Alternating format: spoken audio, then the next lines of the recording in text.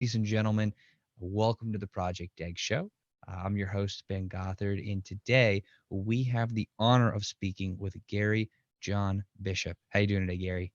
I'm awesome. Thanks for having me on your show. I'm excited to talk with you. Well, thank you so much for being on the show, man, and I cannot wait to ask you, what is your story? Oh boy. I've clearly got this accent, or usually when I talk, I like to tell the American people that the other ones with the accent. But anyway, I'm originally from Scotland, and I came to the United States about 25 years ago. I was a musician. I had what you would call a record deal back then. You don't call them that anymore, but anyway, a recording contract. And I was a performer here. I didn't make any money, I hung out with a few famous people. I just never became one. But that was all fine. I took I stepped away from music in my early 30s, and I got into the construction industry.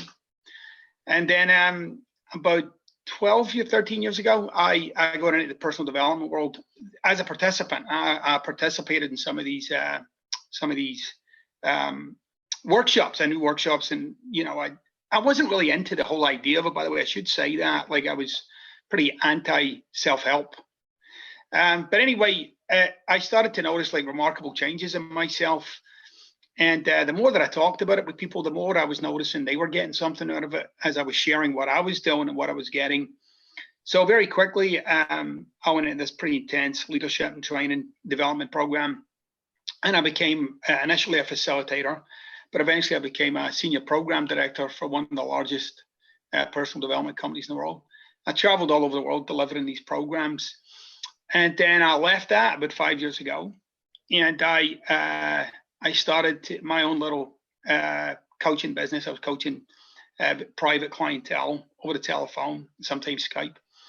And somebody asked me, would I write a book, which seemed an absurdity to me, but I thought, well, why? After an initial kind of resistance, I thought, okay, I'll do it.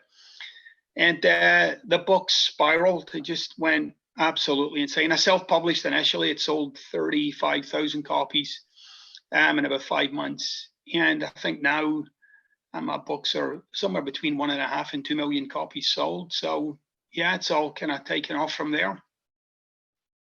That's amazing.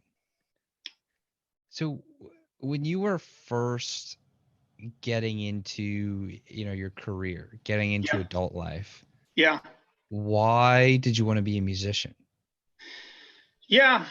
The only kind of answer I could have to that is if I looked back at my childhood and it seemed like milestone thoughts or ideas that I had when I was a kid. I remember as a kid saying, I wanted to leave my mark on this planet, right? Like, it would be horrible to die and no one noticed, And I think I might have been like 9 or 10. It's a pretty morbid thought to have for a 9 or 10-year-old, but those were the thoughts that I was having at the time. And I loved the whole idea of being a musician. I loved rock and roll. That was definitely my thing. I loved it growing up. And I played guitar and I sung, and I was pretty decent at it without being magnificent or something. I was pretty decent at it. So it seemed like a natural progression for me. It was like it was where my interests lay. And as most musicians will tell you, it's a great way to meet, potential partners, right? So I did I kind of served all of that in my youth, when I look back on it now, the choice to go in and do that with my life seemed really exciting. It seemed like I was up to something. And even though I didn't even get close to hitting the kind of heights that some people do, it was an incredibly fulfilling and enlivening experience. I mean, it was brilliant being a musician. I loved it, and I didn't lament its passing either. I was complete with it. It was like, okay, that's complete. It was great, and it's time for something new, which was why I went into business after that. That's wonderful. And, I've been a musician too for a while, and, I have my guitars over on that side of there. And, there's just something magical about creating music and playing music and having that connection with the other people. Right. There's Right. just something magical about that. when you were saying how you were, you were at peace with moving on from it, Right. and it felt right. Right. Um, I guess. Yeah. how did what did it actually feel like? What were those feelings like? How did you know, okay, now's the right time for me to move on? I've Yeah. gotten what I needed from this. It's Yeah. time. There was nothing else that I wanted to say about it. So I was also the guy who wrote the songs, and there was nothing else I wanted to say. I felt as if I'd said it, and so it seemed pointless to try and make myself say something that I didn't want to say. I'd lamented heartaches enough and hardships enough, and like the kind of typical stuff that people write songs about. Um, that I just felt as if there was, there's, I mean, there are clearly people who can keep saying it over and over and over. That wasn't me. I really felt as if that I had served its purpose and it had served mine. That's awesome. So how did you then make the decision to go into construction? Why was that the Yeah. next logical step? It was so easy. I mean, it was. I mean, I'm probably what you would call pretty adaptable, right? I mean, I can kind of get into things, which has its own problems, by the way. Being adaptable has its own problems. You're kind of like a starling. You see like shiny objects and you just follow them. But it had its own issues. But at the same time, I knew a friend of mine was in construction, and I'm looking at what he's doing, and he was telling me, he's like, "There's nothing to this." And I'd always been kind of decent with my hands too. So because my father was a cooper, he made whiskey barrels. So like using your hands and creating things was a big part of my family life growing up. So I thought, well, I'll do this, and it was incredibly lucrative. I made lots and lots of money out of it. But again, unfulfilling, like it was, I knew even even after 5 years of being in the construction industry, even though I had no plan at that point, I knew this wasn't what I was going to do in my life. I knew that I was going to give my life to it while I was doing it. And that's what one should do. Whatever you're doing, you should give all of yourself to it, whether you're in it for the long or the short haul. And so I gave myself fully to it. I bled it for everything that one might. But I also knew, like, I knew that there was something going on with me that wasn't quite satisfied, that I later discovered was like like a really unquenchable thirst to make a difference for people. Mm, that's so fascinating. Like, because I feel like so many people are probably in that spot right now where Yeah, they're doing something and it's just not filling up their cup. I mean, yeah, it may be paying the bills yeah, or it may not be, but it's not giving them that wholesomeness, that feeling of fulfillment and that excitement and that yeah. spark. Well, that's part of. I mean, a big part of that is the way we're wired, right? So you're actually not really wired for fulfillment. You're wired to strive for it. So, as human beings, but we are designed to reach for the next thing, whatever the next thing might be. So you've got a bunch of people who are watching this or listening to this right now, and they at once upon a time had this big accomplishment for their life in mind, and then they did it, and then they fell off the edge of a cliff. Like, oh, that didn't do it. Oh, maybe it'll be this. That I'll start a business. That'll be the thing that I'll do. And then you did that, and then you fall off a cliff, and then you're like, well, maybe I should double my income. That's probably what that. And so on and on and on it goes. What we fail to realize is the kind of machinery you're dealing with, right? You're dealing with a machine that's never satisfied, right? And so we live these lives of pursuit. Like we're pursuing something, and it seems like that something that I'm pursuing will solve some issue about me that I haven't quite yet identified yet, but I know it's not quite what it needs to be. Like there's a gap or a void or something with me that I can't quite name, right? And that's a big part of personal development work, is eventually you should be able to name that. You should be able to say, this is the thing that I'm out to fix. And so all human beings are, whether they realize it or not, and I should add that most of them don't, every ambition you've got is to fix something that's going on with you. And I mean, all of them, every ambition you've got, in your mind's eye, you think, well, when I get there, then that'll be it, right? So if you're a musician, like, as soon as I can play that Deep Purple lick, that'll be me. I'll be good, right? Or as soon as I can play that, I can get those 4 chords going in that halftime thing. If I could learn that, I'd be. And then you learn it, you're like, yeah, it's good, but it can always. So you never quite fill the hole. It's never quite there.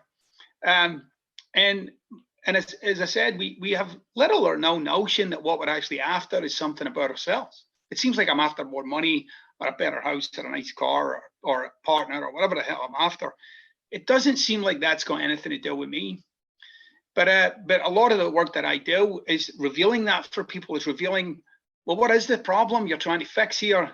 And for people, it's often very surprising. It's often like, wow, I never figured that about myself. Like that's what I'm after, like that, But a quick way to understand it, by the way, is to ask yourself, if I did all this stuff, who would I get to be then that I currently don't get to be right now? I don't know myself as this.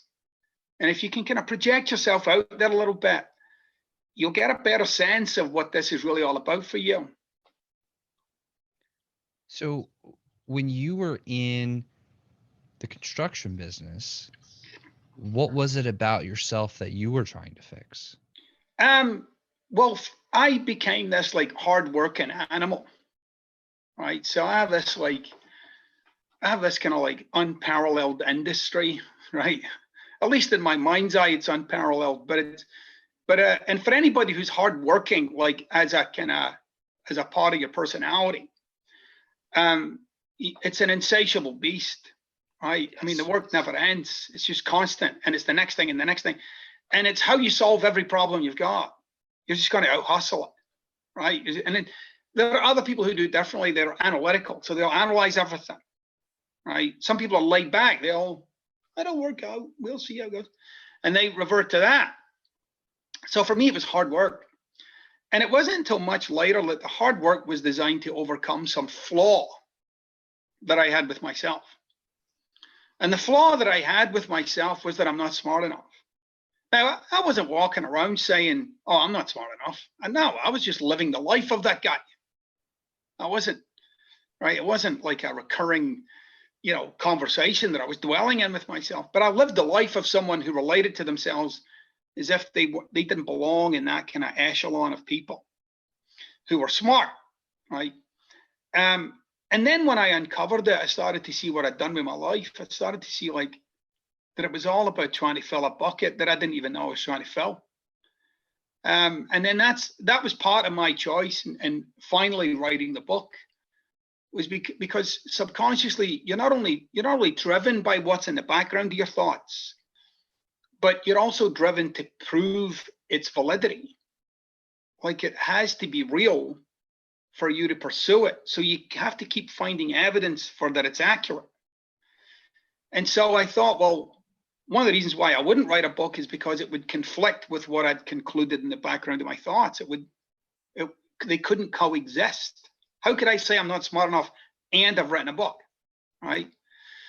So it was a big challenge for me. It was like this noise and about, you can't do it and you don't know what you're doing and what are you thinking and people are going to laugh and every day as I typed, that noise was there. And then when I would get stuck, it would get worse, But I realized like I had to be able to produce a result that went beyond that little noise, that I could do something that went beyond what I thought fundamentally I could do. So how did you identify that was the bucket you were trying to fill? Yeah. Because that seems like a critical piece for anybody who's stuck or is not where they want to be. Yeah.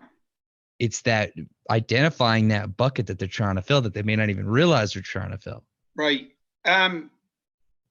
It's all reverse engineering. It's a lot of what I do. Like for instance, I talk quite a bit about self-sabotage. Self-sabotage doesn't make any sense.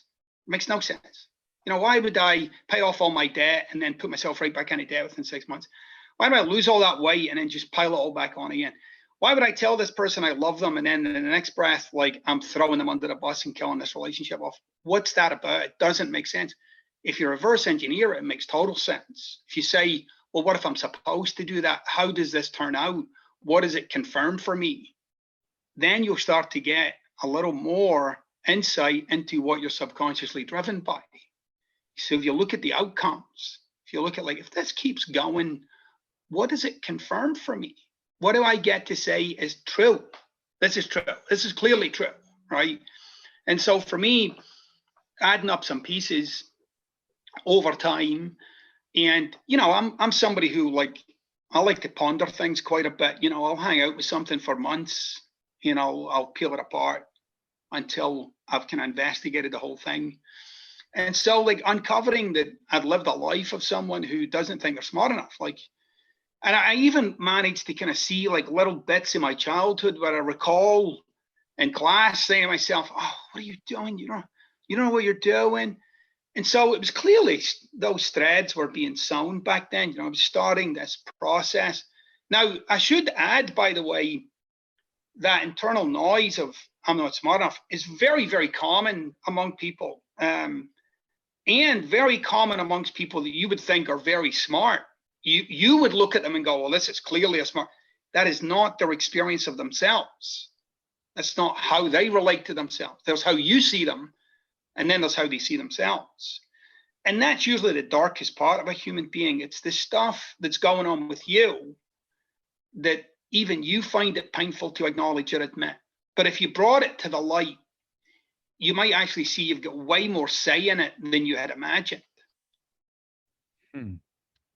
That is very, very powerful. So once you've identified it, and just to make sure I understand, Yeah. we're talking about trying to, as objectively as possible, forecast out, okay, if the results that I've been getting, if that continues to happen, 5-10 years down the road, Right. like, who would that person be? If those results continue to happen, what path is that leading me towards? Right. Is it somebody who's a loser, or somebody who's broke, or somebody Right. who's not smart? Whatever that thing Right. is. Or not loved, or not cared for. Like, Right. these things get confirmed in your reality. You don't realize you're cherry picking life to make it match up with what's going on in the background of your thoughts. You don't know you're doing that. You just know, like, hey, if I've had a series of relationships and they're not working out. I mean, there were some people that said they love me, but what did I know? I mean, that's not really real, right? Or, yeah, I had opportunities to go and do X, Y, or Z, but that's not for me. Or I could have went, well, I'm not really sure about that. You're always finding evidence to like I said, to validate, because you got to get, like, when we're born into this world of, I mean, it's chaos. You have to make some sense of it. You have to have something that you could stick in the ground and be able to say, all right, this is what it is to be alive. These are some truths. These are things that I hold as true.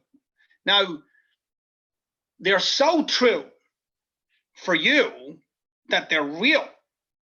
Like, there's no questioning. In fact, somebody once asked me, "Oh, yeah, this is all about self-limiting beliefs." You don't know your self-limiting beliefs. If you knew them, they would no longer be self-limiting beliefs of yours. Your self-limiting beliefs are the truth. This is how it is, Mr. Scottish man, right? This isn't some, like, this is how it is. And this is what we argue about. We argue for our, like I said, our truth, right? Without ever questioning it. Like, well, how come, right? And a number of years ago, I was working on an Excel spreadsheet. I was teaching myself how to use Excel spreadsheets using YouTube. So I'm on there, like, typing away, like, oh, this is amazing. This is like a world I never knew existed. But anyway, I was, like, strategizing, like, the remaining 3 quarters of the year for my business. And I'm like, and then I saw the number at the end, and I'm looking at the number for about 5 minutes. And I was really just staring at it. And I was like, where did I come up with that number? Where did that come from? Like, and when I looked at the number, I was thinking, I can do that, right? There wasn't a number there that I didn't think I could do. There was a number there that I thought I could do. Where did I get that idea? And then I noticed, like, the number was what was at the start. That's what the business was built around, the number. It wasn't built around the business. It wasn't built around what was possible. it was built around what I thought I could do. Now, I wasn't born that way. I wasn't born with, oh yeah, $100,000 a year, that's your limit, right? I mean, I didn't pop out that way. I learned that somewhere along the line. That was something that I settled on as being a positive result, right? I had no concept of that it could have been 10 times that, and that if I'd given my life and my Excel spreadsheet skills to the 10 times that, I might have produced that result. But that was never in my consciousness. It was never part of my strategy. So I do that all the time. I'm always looking at life and I question myself, like, why not? Where did I come up with that that's the truth? And I noticed that most of it is just nonsense that I put together to somehow and survive this life. So once we've identified this in ourselves, Yeah. how do we go about course correcting and reshaping this truth of ours Yeah. to better serve us? You first of all, the first part of this, when you kind of start to uncover it, because it's like a thread, you pull it and it's like, oh boy, right? The surprising thing is when you see the kind of catastrophes behind it, you see the mess you made. And it's a big mess. It's not a little one. It's not like, oh, well, it's like, oh my gosh, because you might have trashed relationships. You might have fractured your own family. You might have, ended a business. You might have lost a small fortune. You might have taken a left turn when the right turn was screaming at you and you took a left.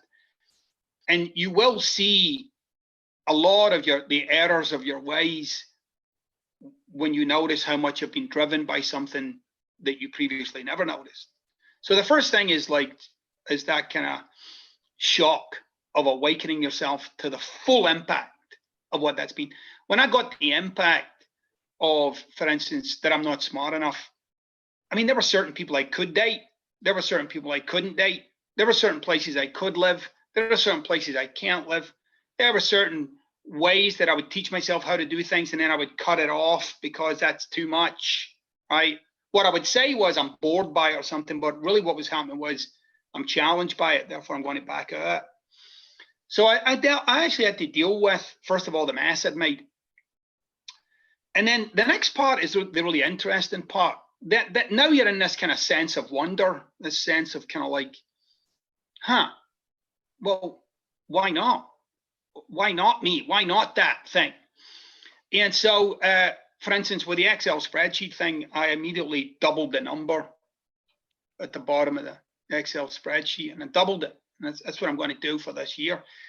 Now, as I doubled it, I mean, I was almost having a nosebleed at the thought of that amount of money, right? I was like, oh my gosh, like I don't even know.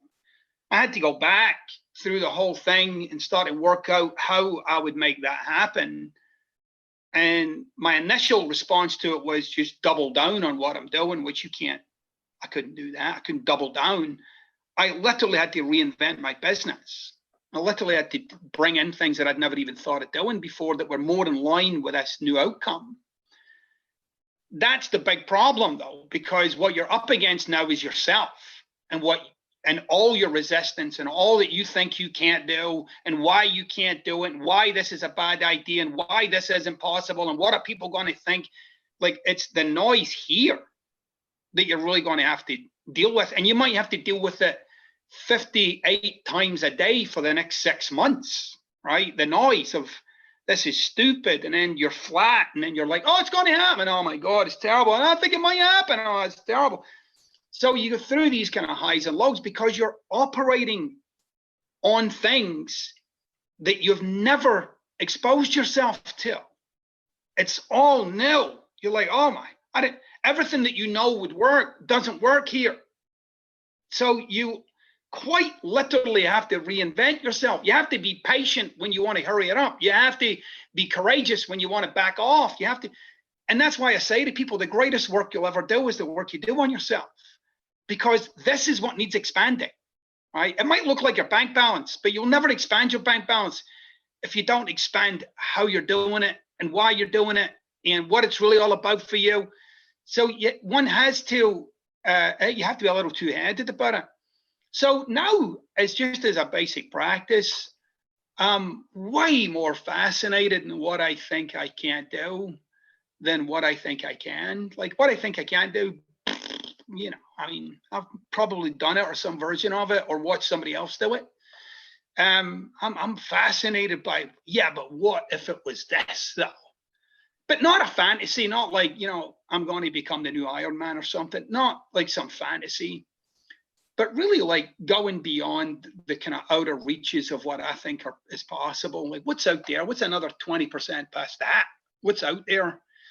And that takes some imagination, and it takes an incredible amount of personal integrity, because once you commit to that, then you got to have the courage of your conviction to see it through, and you got to deal with yourself to see it through.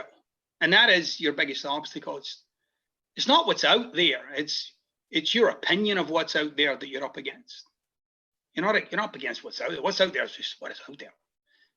So it's a everyday like an inquiry or an investigation into what's possible for me, and then at the same time starting to deal with and strategize and have my actions daily aligned with those outcomes, rather than the kind of predictable outcomes that I'm drawn to, which is hard work, and all within a safe kind of bubble, but predictable and da. I got to keep stretching myself, and that's where I live my life, right there on that crossroads.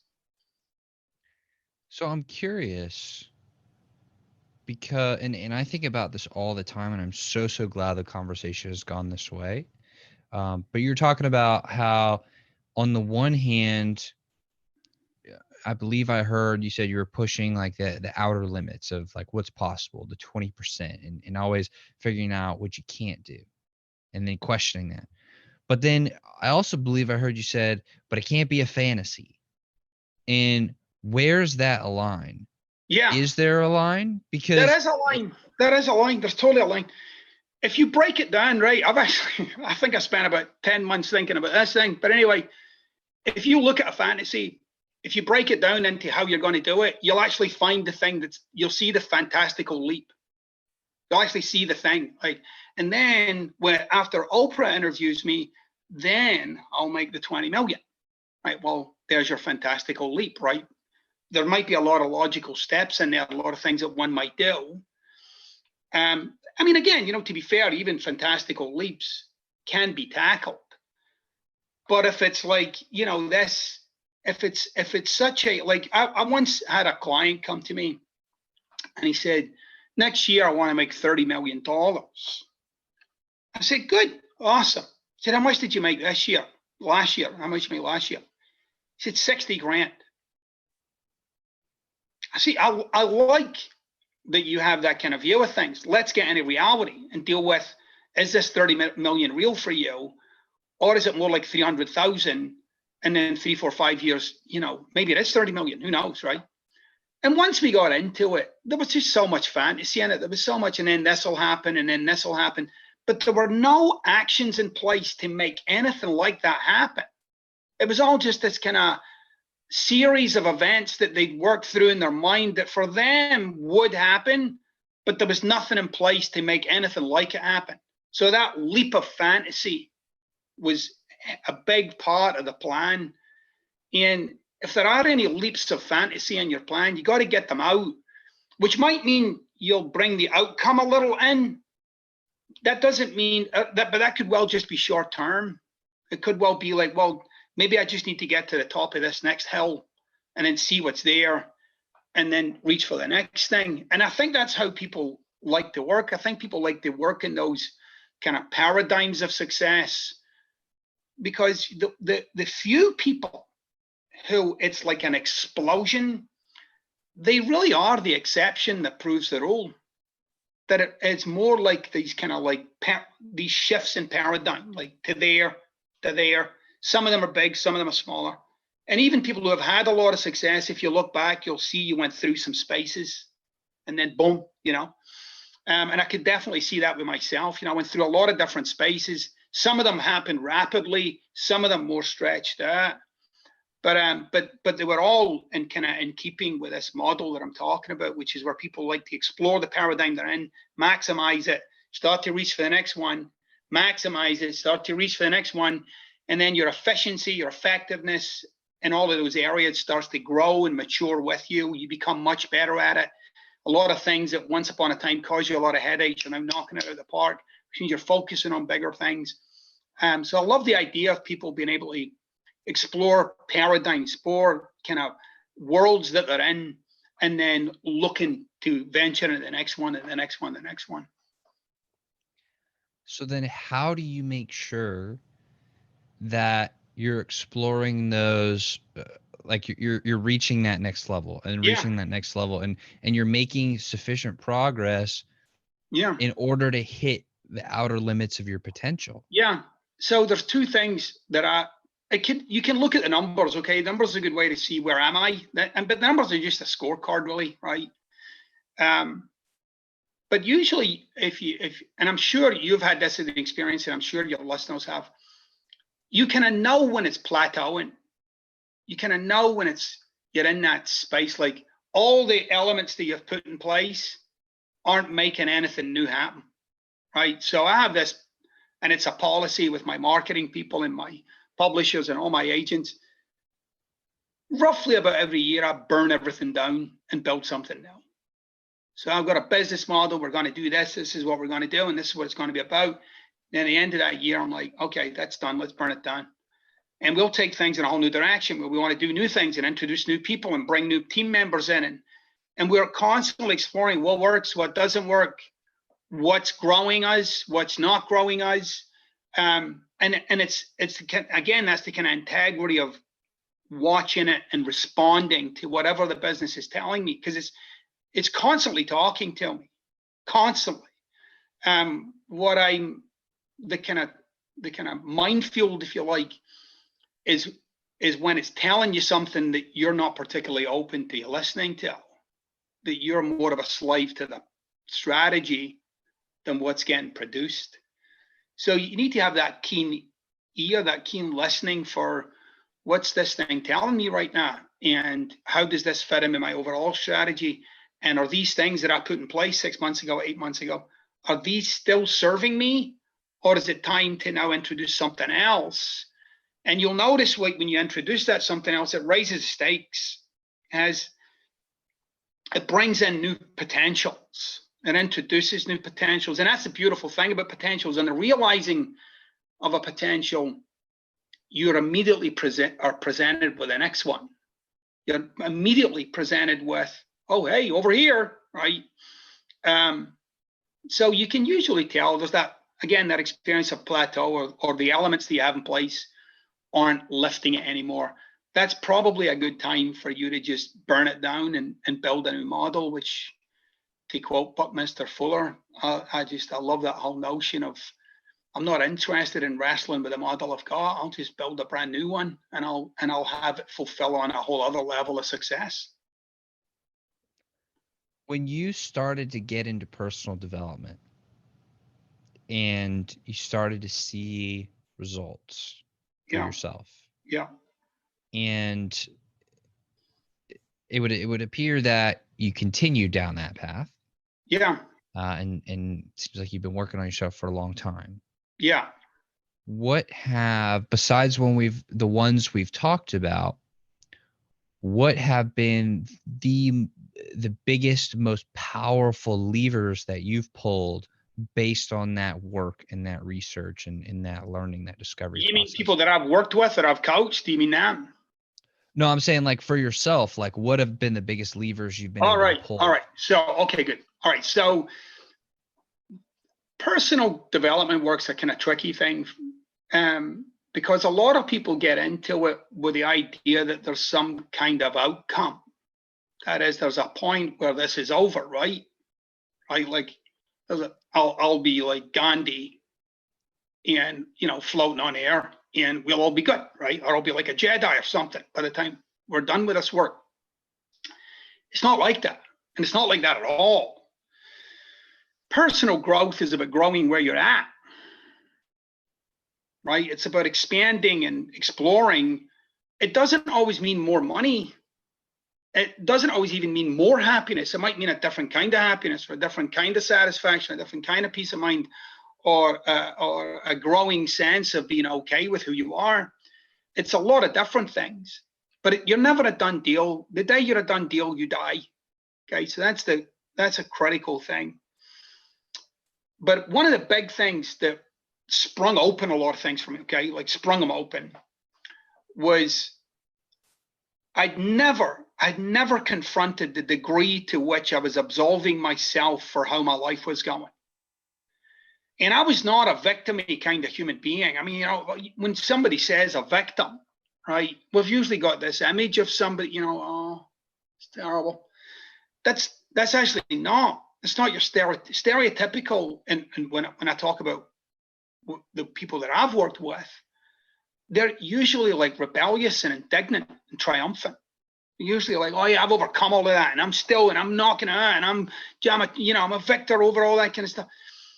You usually find, like, if you peel back a few of the layers, that propensity for pointing to something else as to why they are the way they are, or that they've done what they've done, is deeply ingrained. So I'd never related to myself like I'm a victim. I thought I was a champion. But when I look back in my life, and that was one of those times when I look back and I saw, like, this has all been somebody else's fault.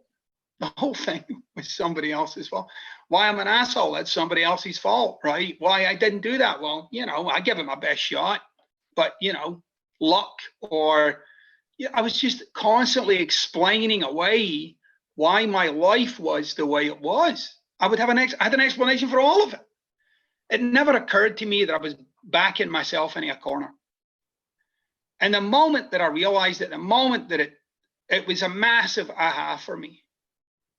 And that was one of those moments when I had to deal with the carnage. I had to deal with the mess that I'd made, and the relationships that I'd fractured or broken, or at the very least strained.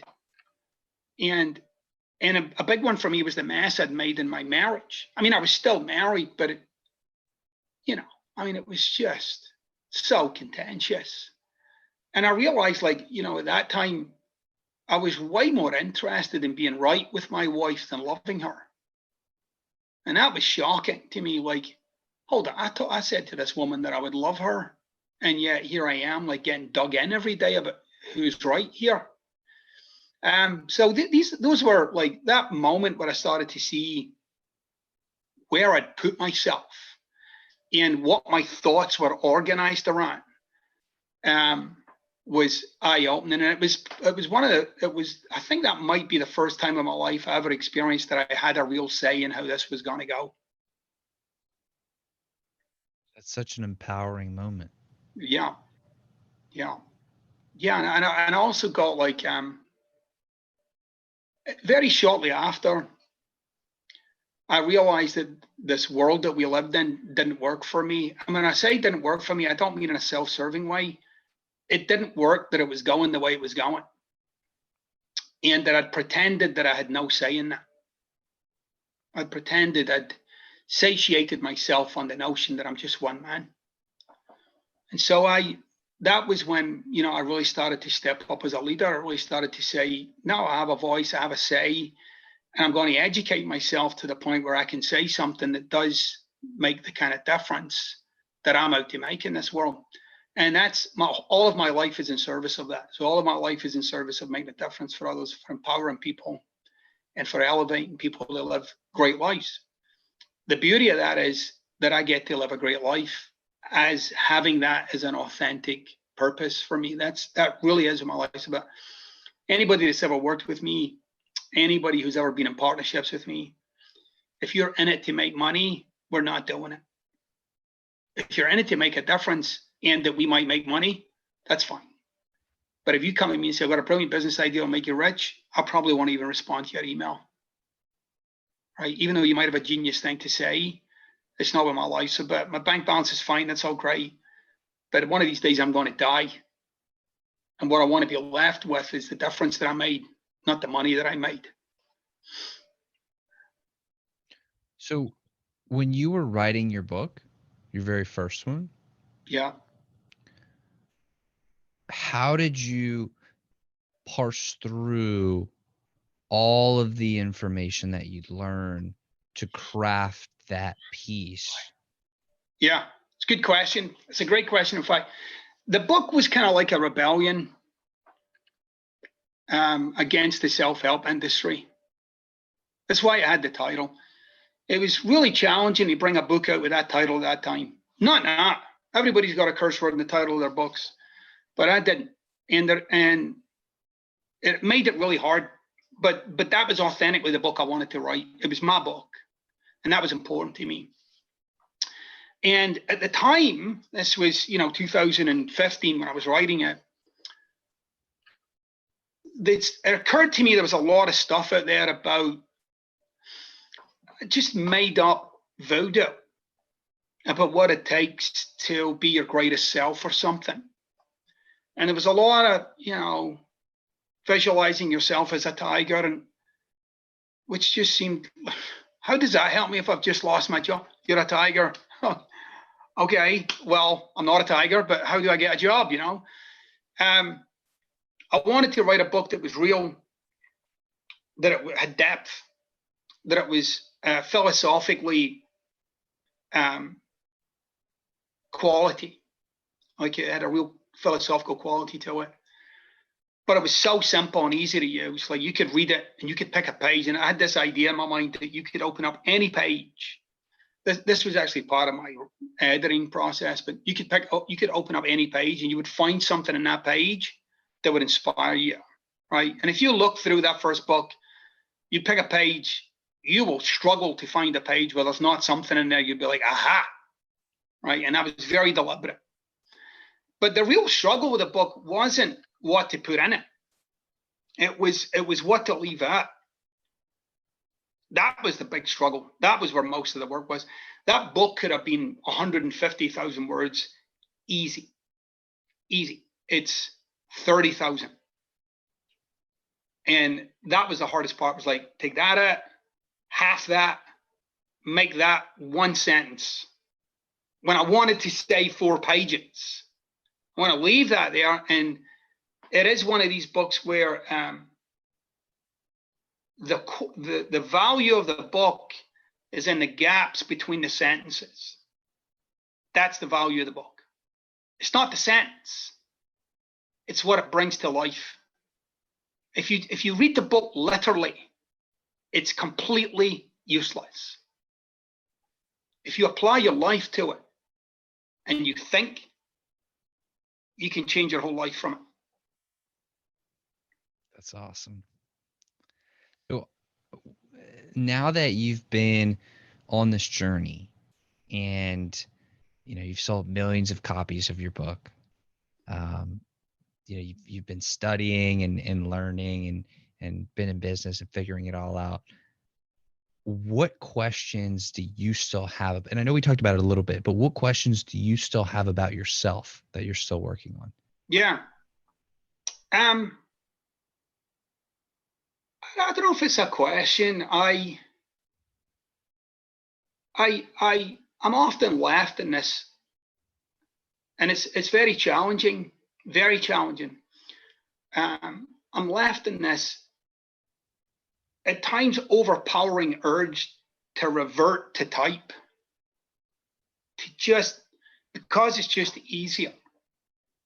It's just easier, right? To just work hard, do it for myself, pay my bills, don't all this making a difference for people. It's so much easier just to live that life and safer. So there are times when and it's not too frequent, but it's frequent enough where I'm like, what's that really all about?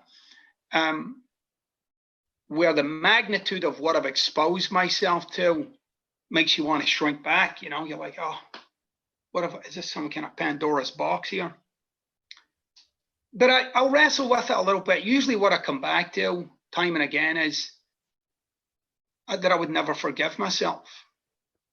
I'd be fine. I would live the rest of my life and I'd die. But I read this thing many years ago about George Harrison. So for the younger generation, he was the guitar player in the Beatles. And he after the Beatles completed, he was a solo artist, but he became this deeply spiritual man, like just really, and it's reflected in his writings. His music was really quite magnificent.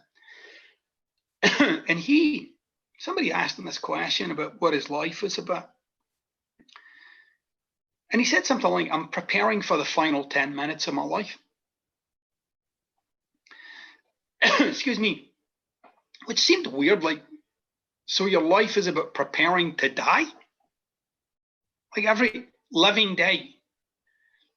And he was really right up front about it. Like, yeah, because that's what I'm going to be left with in the last 10 minutes. I'm going to be left with what I'm doing today or not doing. And so it's not morbid at all for me to remind myself of my impending death, whether that's 40 years or 30 years, whatever. I like to awaken myself to the notion that this is finite, right? This doesn't go on and on and on. Like there's a point when I take my last breath, and that kind of like injects an urgency into me.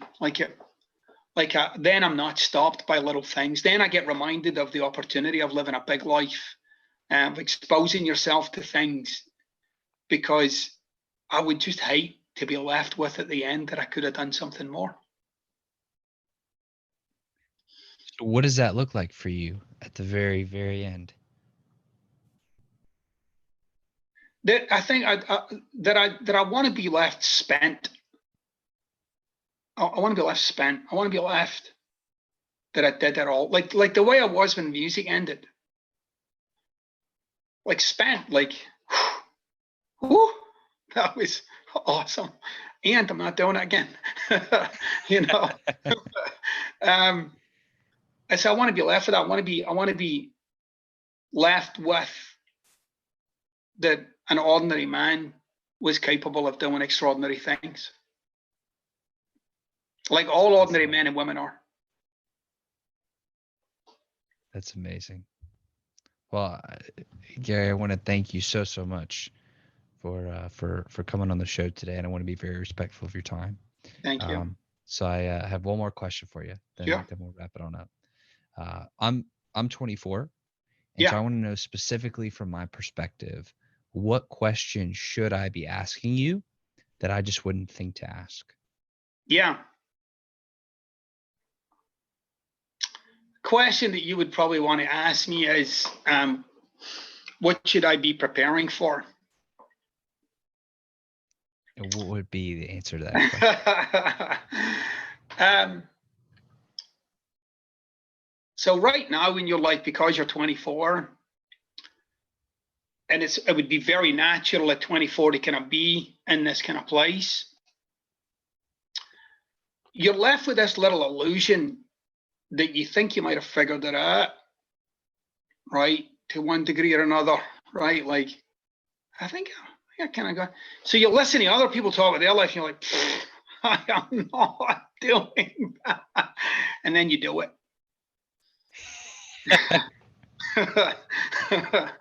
So what you should be prepared for by the time you're in your 30s and your 40s is your life being unrecognizable from the one you're in, but not in a good way, unless you start to pay attention to where you're going right now and what this is about. Does that make sense? I think at some level, and I think at some level, yes. And another level, I think I need to ponder it more to fully understand the magnitude of it. Yeah, what you think's not common is probably common. What does that mean? I think Jung said it's, whatever you resist will persist. By virtue of your resistance. So whatever you're having, trying not to happen, it's probably going to happen. So then what do you do about that? I know, that's probably the thing you do need to ponder. Now I feel like I'm Yoda, but anyway. Well, you kind of are Yoda in some way. Or probably the same age, but different colors. Awesome. Well, Gary, again, I want to thank you so much for coming on the show and sharing this time with me. It's been very special. Thank you. Awesome. Thanks for having me. And it's been great talking with you and great questions. Awesome. Thank you. Thank you. And to everybody who's watching and listening, I want to thank y'all very much. Y'all rock, and I love you. And I will see Gary again. Thank you. And I will see all of you on the next episode. Take care.